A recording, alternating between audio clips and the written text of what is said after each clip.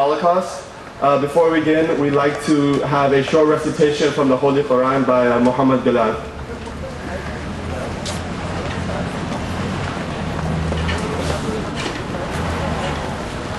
أعوذ بالله من الشيطان الرجيم بسم الله الرحمن الرحيم ولنبلونكم بشيء من الخوف والجوع ونقص من الأموال والأنفس والثمرات وبشر الصابرين الذين إذا أصابتهم مصيبة قالوا إنا لله وإنا إليه راجعون أولئك عليهم صلوات من ربهم ورحمة وأولئك هم المهتدون.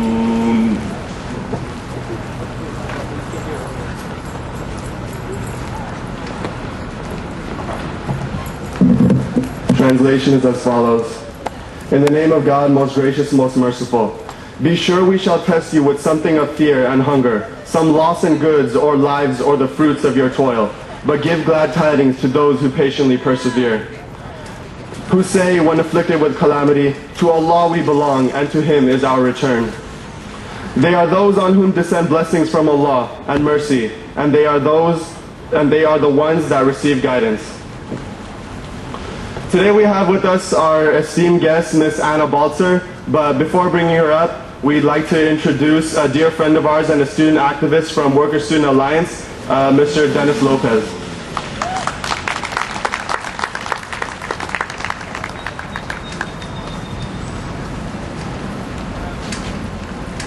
Hello everyone. I want to thank the MSU for asking me to speak today and just sort of get the day going on today's topic, life in occupied Palestine.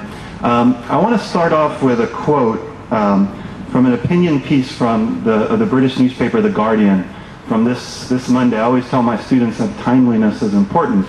So I thought starting off with a recent quote by an article by Jimmy Carter, former President of the United States, who recently has been speaking on this issue of the Israel-Palestine conflict. And he writes in this opinion piece in The Guardian, "The world is witnessing a terrible human rights crime in Gaza, where 1.5 million human beings are being imprisoned with almost no access to the outside world. An entire population is being brutally punished." And he calls this a human rights crime. And I think that whether you agree, whether you're on the right or the left of the Palestine-Israel issue, whether you agree with the election of Hamas in 2006, whether you agree with the politics of Hamas, which I don't, it's hard to deny that the situation in Gaza that's become increasingly worse in the last few months is anything short of a human rights crime.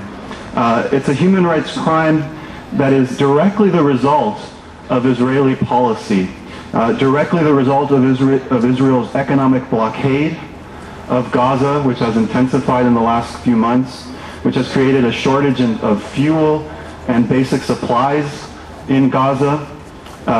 It is a result of Israeli policy over the last months that has increased unemployment in Gaza to over 60%.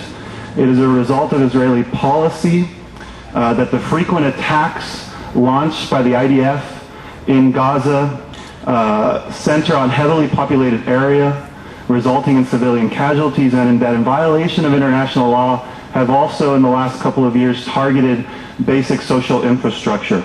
It's hard to deny that these things have happened. These things are facts and they're reported by a number of media outlets and human rights organizations, and this is the reality that we're seeing in Gaza. It's Israeli-sponsored systematic violence against a largely defensive population. And it's nothing short of a human rights crime that we're seeing there.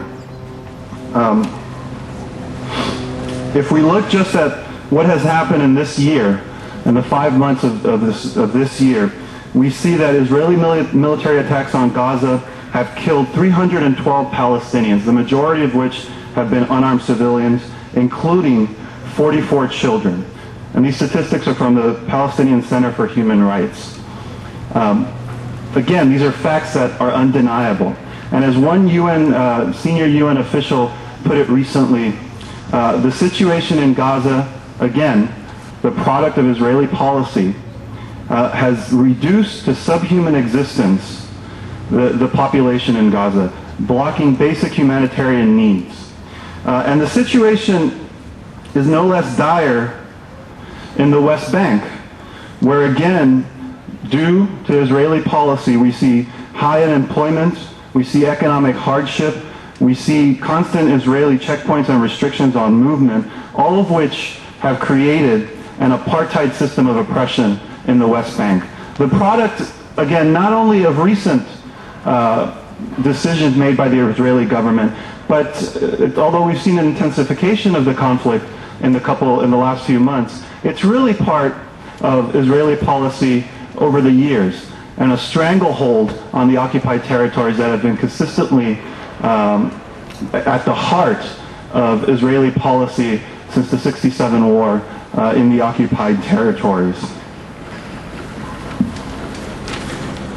Now, I think the other speaker today is going to talk more about this specific situation, this human rights crime in Gaza. But I'd like to talk a little bit more about the broader situation by returning to Carter. And as I was reading the quote and as I found his opinion piece, doing a little bit of research for today, I found it ironic that it's Jimmy Carter, who's speaking out against the situation in the Middle East, against Israeli policy, and more specifically against U.S. support and funding of the State of Israel. I find it interesting because U.S. policy in the Middle East is largely due and can largely be traced to a document of the U.S. that's called the Carter Doctrine, which is a speech that Carter gave his State of the Union address on January of 1980, where he specifically detailed what the U.S.'s position on the Middle East would be. And he said, I quote, "Let our position be absolutely clear. An attempt by any outside force to gain control of the Persian Gulf region will be regarded as an assault on the vital interests of the United States of America. And such an assault will be repelled by any means necessary, including military force."